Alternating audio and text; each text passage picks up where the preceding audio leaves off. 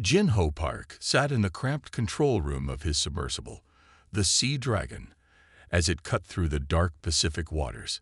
His eyes were fixed on the digital readout showing depth, already 500 meters below the surface and still descending.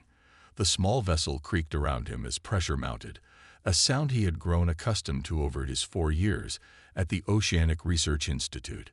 Just another day in the office, he muttered to himself, checking the oxygen levels and power reserves.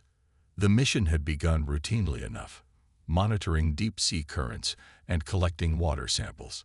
Jin-Ho had been preparing to return to the surface when the anomaly appeared on his sensors. At first, he thought the equipment was malfunctioning. The energy signature didn't match anything in the Institute's database. Not a submarine, not a natural geological formation, and certainly not any marine life. Base, this is Jin-Ho. I'm approaching coordinates for the anomaly. Do you still have it on long-range sensors? He asked, adjusting his headset. Dr. Kim's voice crackled through the communication system. Affirmative. Jin-Ho. Energy signature is holding steady at your 2 o'clock position, about 200 meters ahead. Proceed with caution.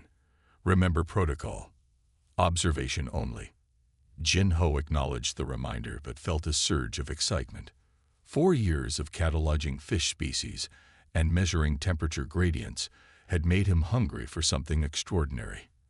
And this was definitely extraordinary. I'm seeing something now, he reported as he navigated around a rock formation. There's some kind of light ahead. The water itself seemed to glow with an ethereal blue luminescence that pulsed rhythmically. It wasn't bioluminescence from ocean creatures. Jin-Ho had seen plenty of that. This light had purpose and pattern. Base, are you seeing this? He asked, activating the submersible's external cameras. Signal interference. Breaking up. Came the fragmented response before the communication system went silent, leaving only static. Jin-Ho tried several times to reestablish contact, but something was blocking transmission. The rational part of his brain suggested turning back, but curiosity pushed him forward. As the submersible moved closer, the source of the light became clear. Jin-Ho's breath caught in his throat. There, suspended in the water, was a vessel unlike anything he had ever seen. Roughly the size of a small car, it was shaped like a teardrop with smooth metallic skin that reflected the blue light emanating from several points along its hull.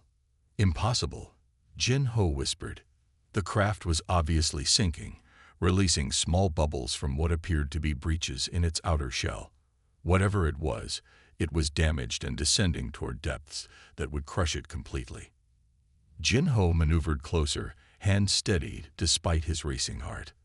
The design was clearly artificial, but like no submarine or underwater drone he recognized. Its material seemed to shift colors slightly as he watched, adapting to the surrounding environment. Then he saw it, movement inside the craft. Through a translucent section that might have been a viewport, a figure was pressing against the surface.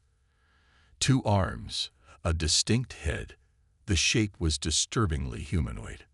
Someone's alive in there, Jin-Ho realized, suddenly switching from scientific curiosity to rescue mode. The figure inside seemed to be struggling, perhaps trying to escape or repair the craft from within. Jin-Ho checked his depth gauge. They were at 800 meters now. The pressure would be fatal to any unprotected human, and the mysterious craft was sinking toward the oceanic trench that dropped to over 3,000 meters. Protocol dictated that he should observe and report. Interference with unknown objects was strictly forbidden. But there was a life at stake, human or otherwise. Jin-Ho made his decision. Base, this is Jin-Ho. I'm going offline for emergency procedures, he announced, knowing full well they probably couldn't hear him. He cut power to the communication array before anyone could respond. The Sea Dragon was equipped with an emergency docking mechanism, a flexible tube designed to connect to damaged submersibles for rescue operations. Jin-Ho had never used it outside of training exercises, but his hands moved with practiced precision as he positioned his vessel alongside the sinking craft. Come on, come on, he urged as the magnetic locks sought purchase on the alien material. After 2 failed attempts, the docking tube finally sealed against the smooth surface of the mysterious craft. Jin-Ho activated the cutting laser, designed to create an opening in damaged vessels. The laser made contact with the craft's hull, and Jin-Ho expected resistance. Instead, the material seemed to recognize the rescue attempt and parted like liquid, creating a perfect seal around the docking tube. That's convenient, Jin-Ho said to himself, grabbing the emergency medical kit before making his way to the airlock. The interior of the docking tube felt cold and alien as Jin-Ho moved through it.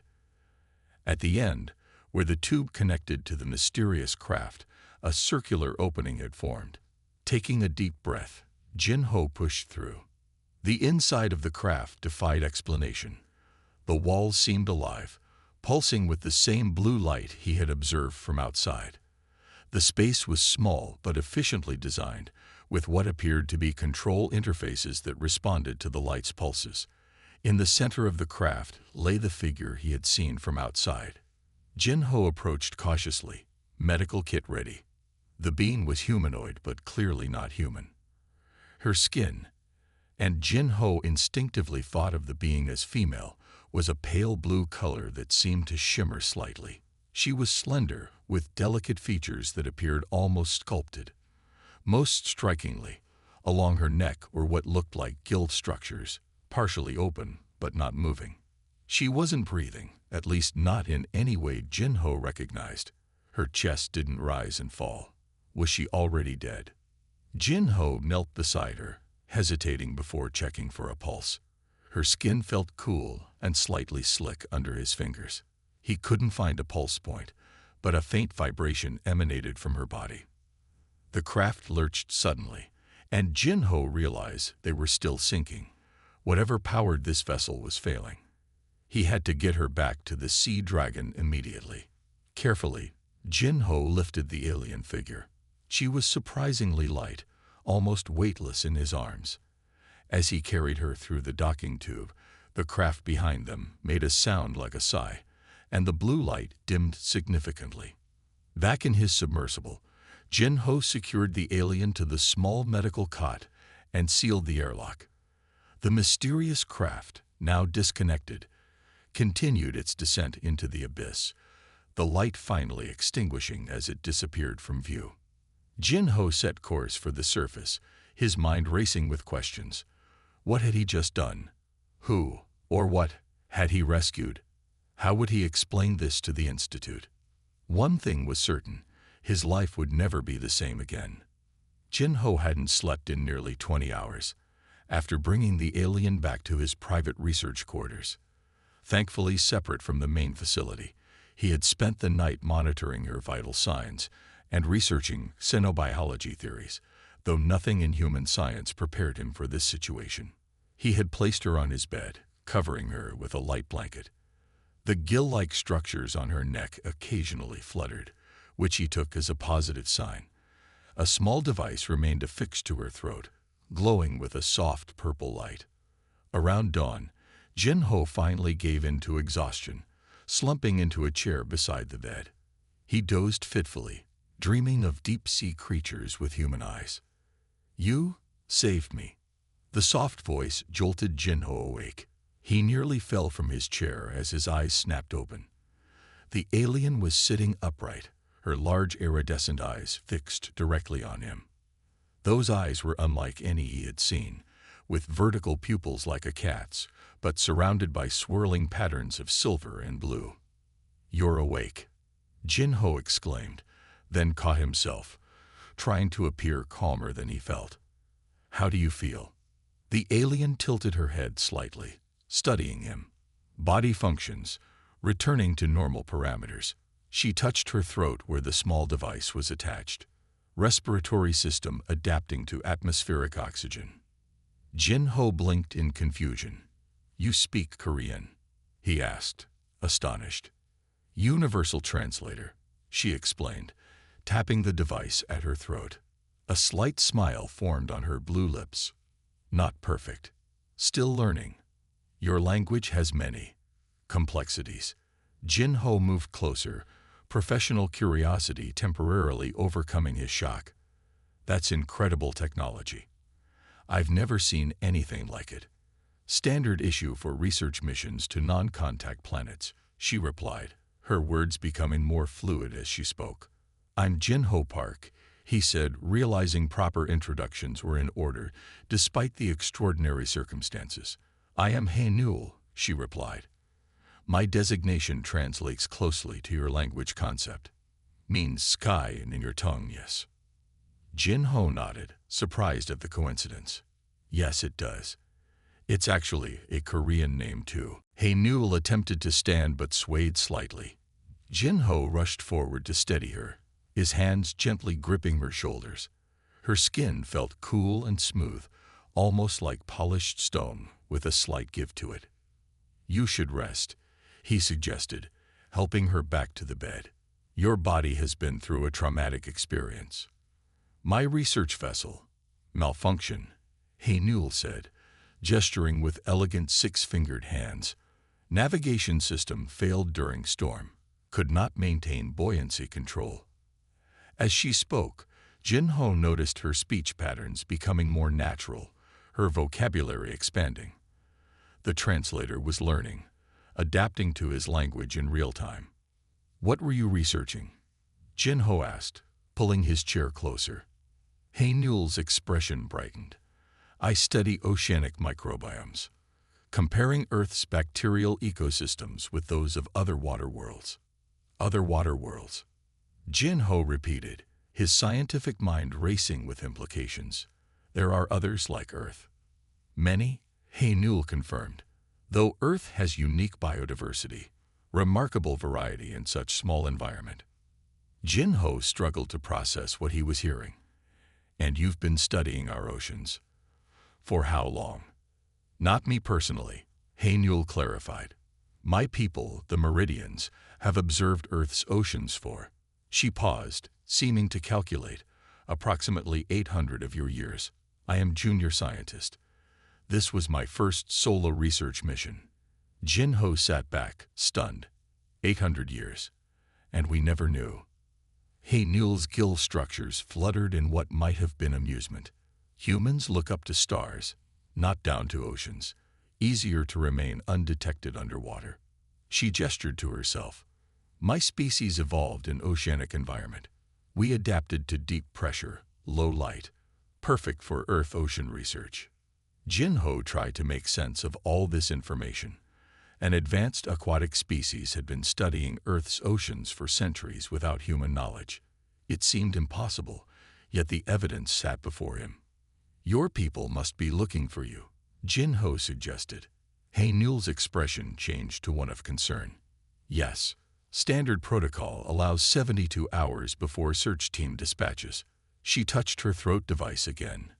Communication system damaged in crash. My people will worry. Need to contact. Jin Ho ran his fingers through his hair, considering the implications. He was harboring an alien in his research quarters. By all protocol, he should report this to his superiors immediately. Yet something told him that would be a mistake.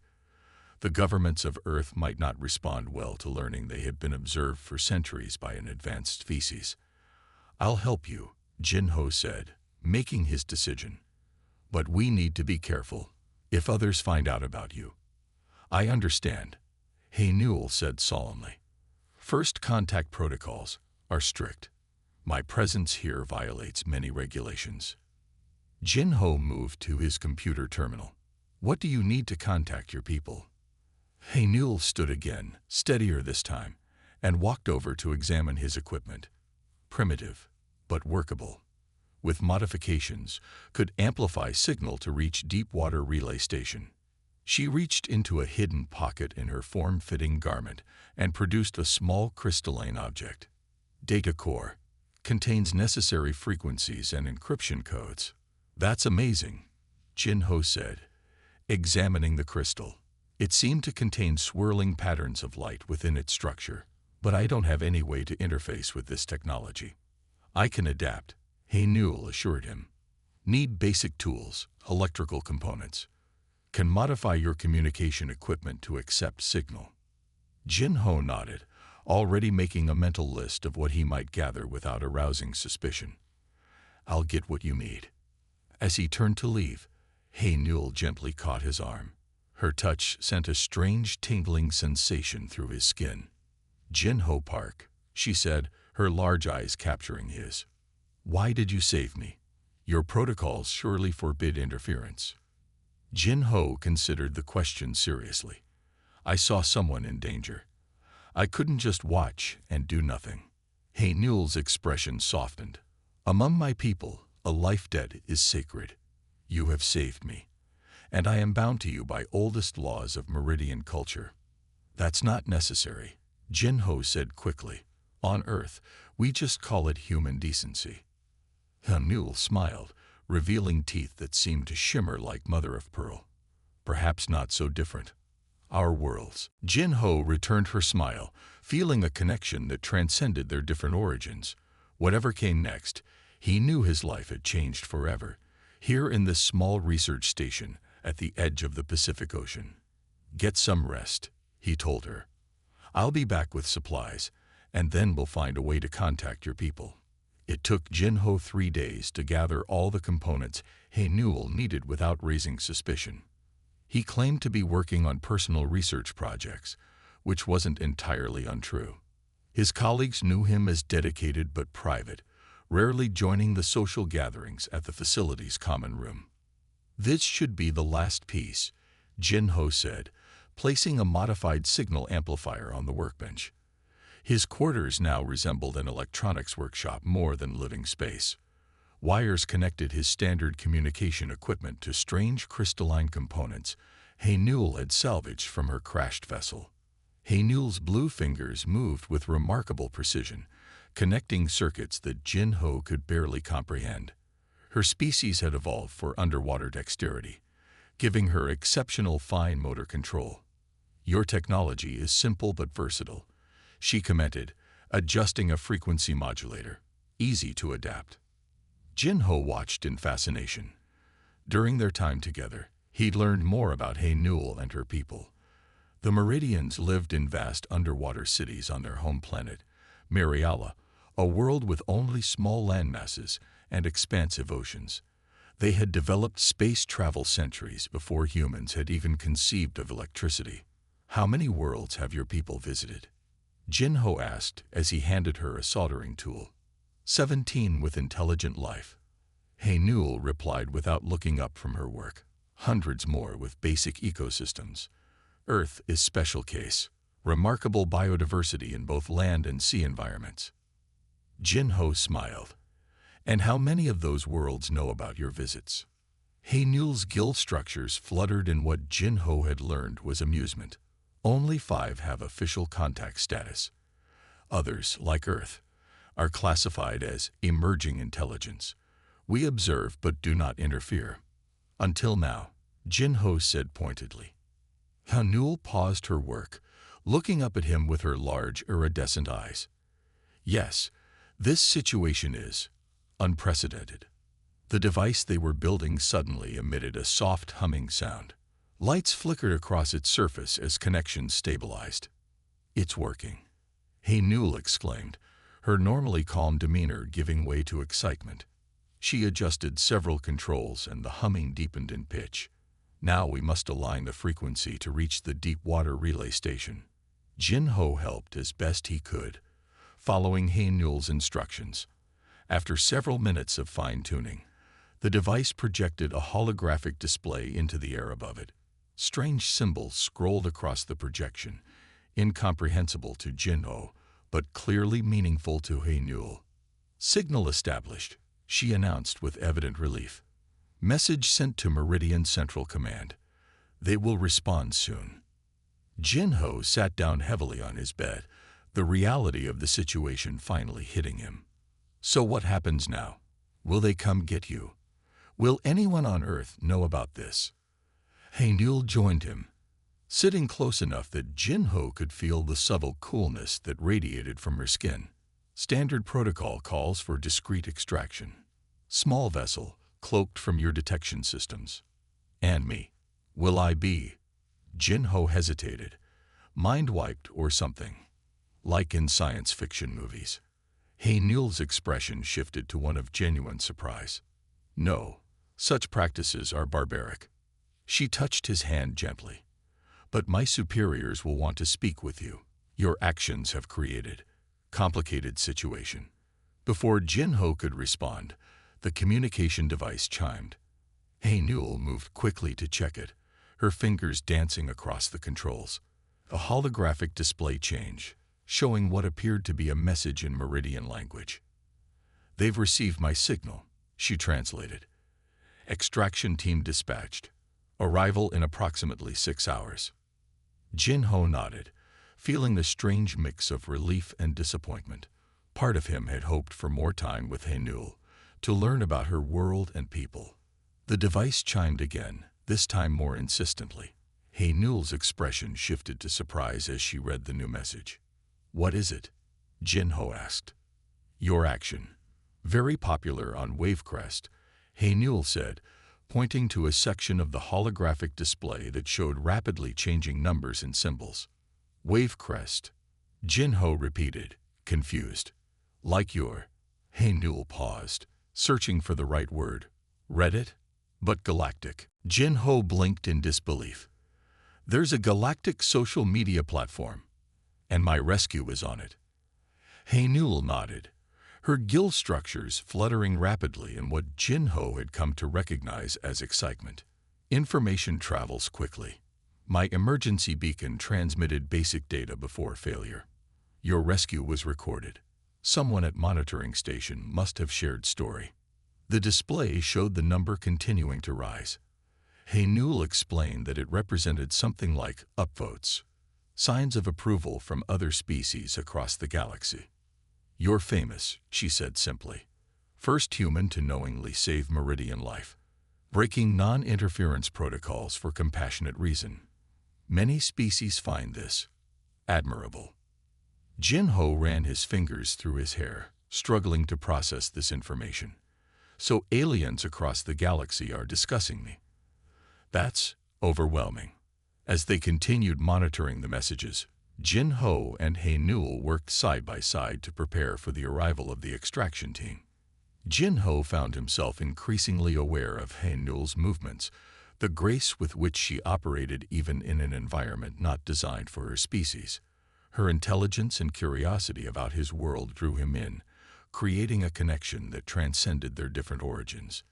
In my culture, life-debt is sacred bond, Hae-Newell explained as they organized the components they would need to transport.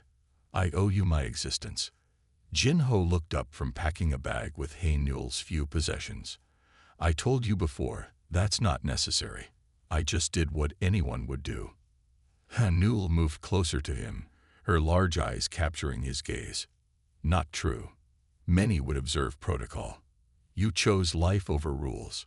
She placed her 6-fingered hand gently on his chest, above his heart. Meridian life debt is not burden, is connection, bond that transcends distance. Jin-Ho felt a warmth spread through him at her touch. He opened his mouth to respond when suddenly the facility's alarms blared to life, their piercing sound shattering the moment. Warning. Unidentified vessels approaching, announced the automated system throughout the research station. All personnel report to security stations. Jin-Ho rushed to his computer terminal, accessing the external camera feeds.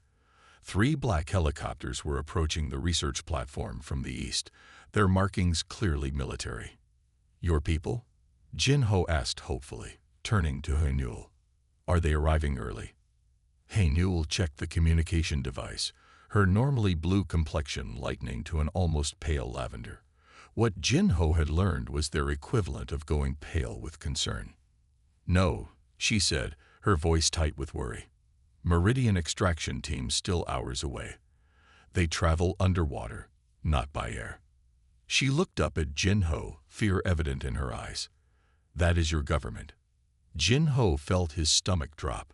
Someone must have noticed his unusual requisitions, or perhaps the modified communications had been detected. Either way, they were out of time. "We need to get you out of here," he said, already moving to gather essential supplies. "Is there any way to speed up your extraction team's arrival?" Haynul shook her head. "Cannot risk faster approach without detection." She touched her translator device, adjusting settings. "But perhaps there is another way." Outside, the sound of helicopter rotors grew louder as they approached the research platform. Jin-Ho knew they had minutes at most before security personnel would come to investigate his quarters. "What are you thinking?" Jin-Ho asked, watching as Haynul's fingers flew across the communication device. "Wave crest," she said simply. "Our story has gone viral. There are protocols for situations that attract galactic attention." Her eyes met his, determination replacing fear. "Jin-Ho Park, do you trust me?" Without hesitation, Jin-Ho nodded. "Yes, I trust you." Haynul smiled, her entire being seeming to glow slightly. "Then we must hurry. Take only what is most important to you. We are about to make history." Jin-Ho grabbed his research tablet, a photo of his family, and his grandfather's compass, the only items he couldn't bear to leave behind. The military helicopters were now circling the research platform, their searchlights cutting through the morning mist. "They're preparing to land," Jin-Ho said, peering through the window blinds. "Whatever you're planning, we need to move now."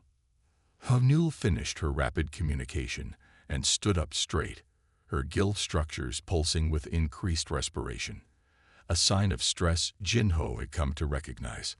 "Message sent through emergency channels," she explained, using Wavecrest viral status to request immediate intervention. She glanced at the communication device, which now pulsed with a steady blue light. "Now we must reach water." Jin-Ho hesitated. "The water? But your extraction team isn't here yet." "Trust me," Haynul repeated, gathering the small communicator. "We need direct ocean access." The research platform had an emergency exit that led to a small dock where submersibles were launched. If they moved quickly, they might reach it before security locked down the facility. Jin-Ho nodded, slinging his small bag over his shoulder. "This way." They slipped into the corridor, keeping low. Most of the station's personnel were heading toward the main deck to investigate the approaching helicopters, leaving the lower levels relatively clear. Jin-Ho led Haynul through service passages he'd memorized during his years at the facility. "Halt!" a voice commanded from behind them as they reached the submersible bay. Jin-Ho turned to see two security officers, their hands resting on holstered weapons. "Dr. Park, you are ordered to remain in your quarters until further notice," one officer stated firmly.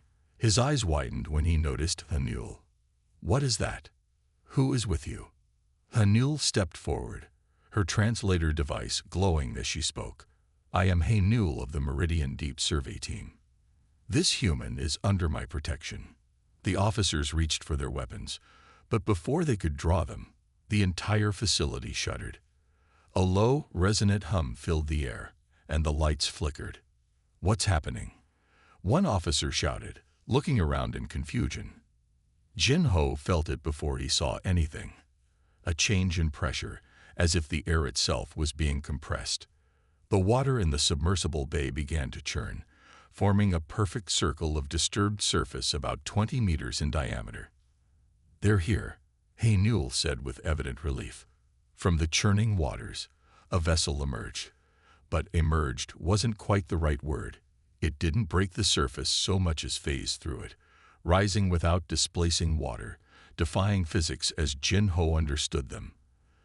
The ship was sleek and silver blue, shaped like a teardrop, but much larger than Haynul's research craft. The security officers backed away, weapons now drawn but hands shaking. "Stay where you are," one shouted, though his voice cracked with fear. A section of the Meridian vessel's hull rippled and opened like a liquid doorway. Three figures stepped out onto what appeared to be a platform of solidified water extending from the ship to the dock. They were clearly Meridians like Haynul, though taller and with more elaborate patterns on their blue skin. "Lower your weapons," the central figure commanded, his translator producing perfect Korean. "We mean no harm, but we will defend ourselves if necessary." The authority in his voice was unmistakable. The security officers hesitated, then slowly lowered their weapons. Hanul stepped forward, making a fluid gesture with her hands that Jin-Ho recognized as a formal greeting among her people. "Commander Ta-Wu, thank you for the rapid response," she said. The Meridian commander nodded, then turned his attention to Jin-Ho. "And this is the human who saved you." Jin-Ho straightened his posture and stepped forward. "I'm Jin-Ho Park, oceanographic researcher. I helped Hanul when her craft was damaged." Tai-Wu studied Jin-Ho with eyes that seemed to see far more than a human's could. A simple act of compassion that has caused quite a stir among the Galactic Council. Above them, the helicopters had arrived at the main platform. The sounds of boots and shouted orders suggested that military personnel were now entering the facility. "We have limited time," Ta-Wu said.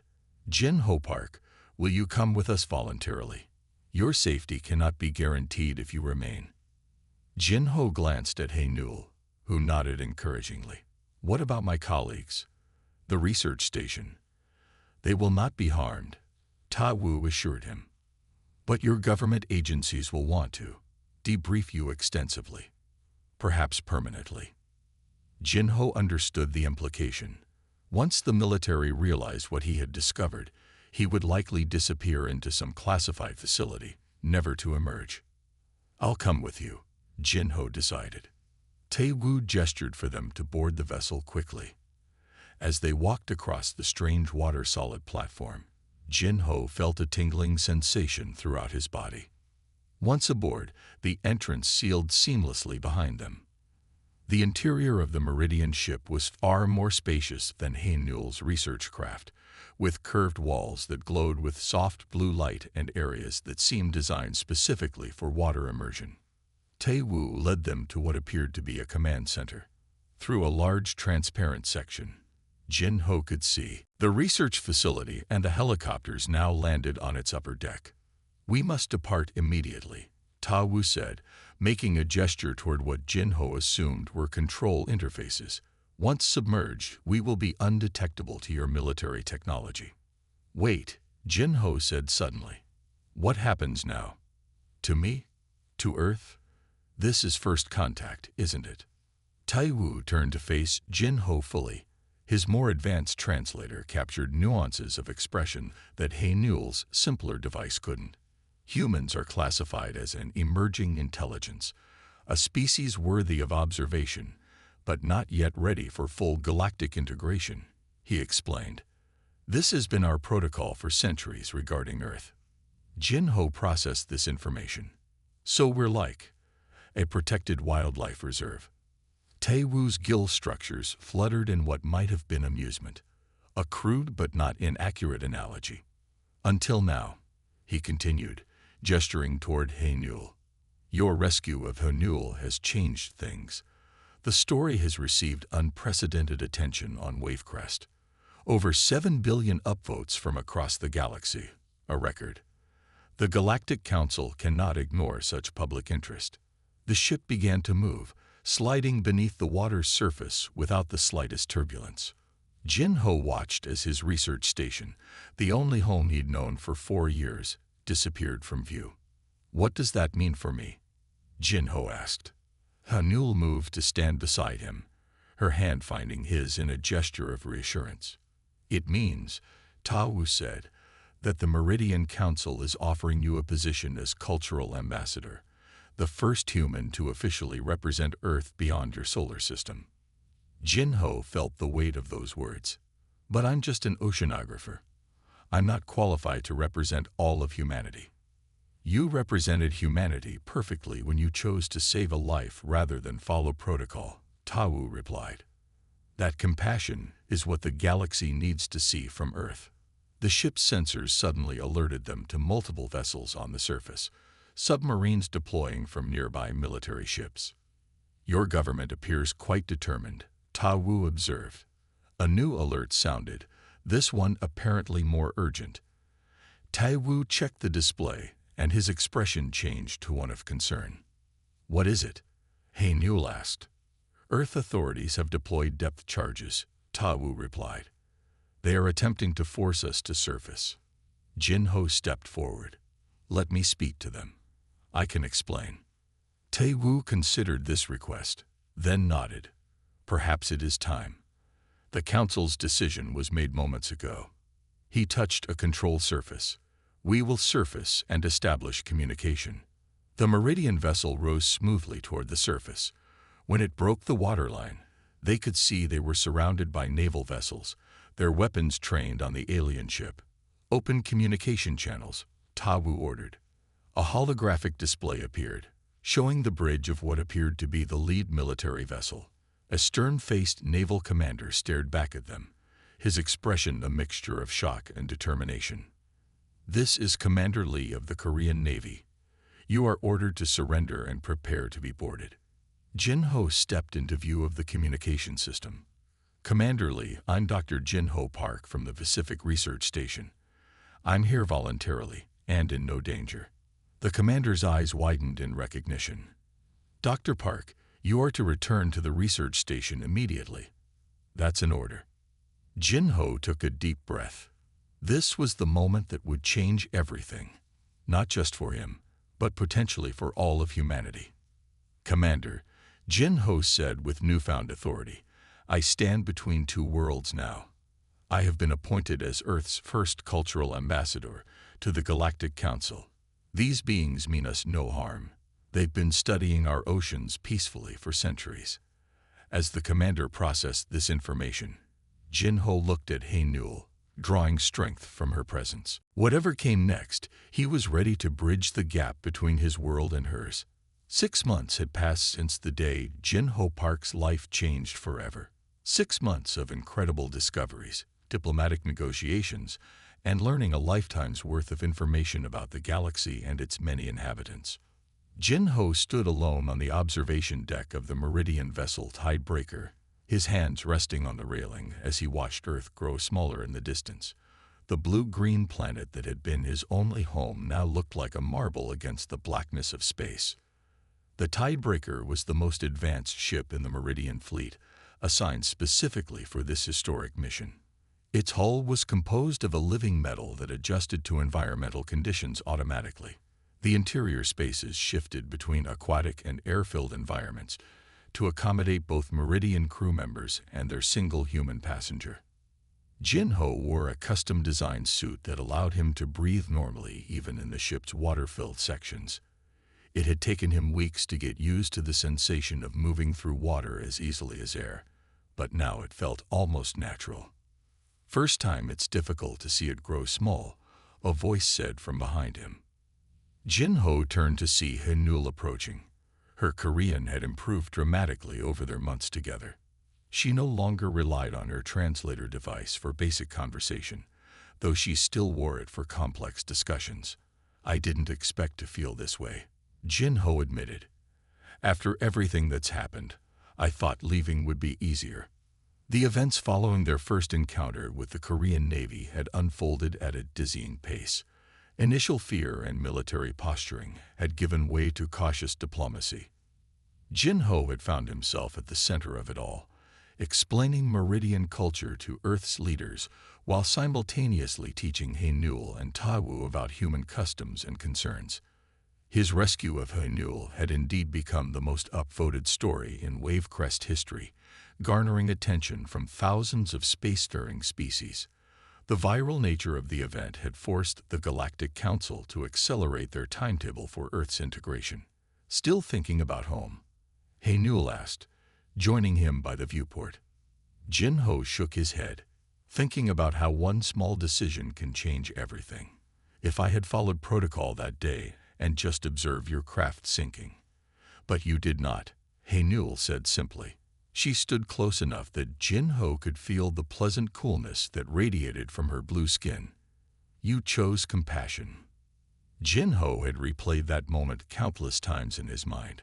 The choice to extend the docking tube, to go offline from base communications, to risk everything to save a life, even one not from his world. It had seemed so simple at the time, just the right thing to do. Now that decision had altered the course of human history.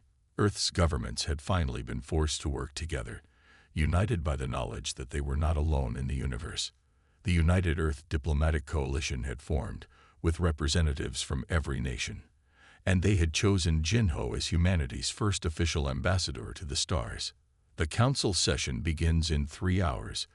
Newell reminded him gently. We should prepare your address. Jinho nodded, but didn't move away from the viewport. Earth was now just a bright blue dot among countless stars. Are you nervous? Newell asked. Terrified, Jinho admitted with a small laugh. I'm about to address representatives from over 2,000 spacefaring civilizations. Some of them have been exploring the galaxy since before humans invented the wheel. Newell's hand found his, her 6 fingers intertwining with his 5 in a gesture that had become natural between them. They are eager to hear from you. Your perspective is unique. Jinho turned to face her fully. Newell had been his constant companion throughout this journey.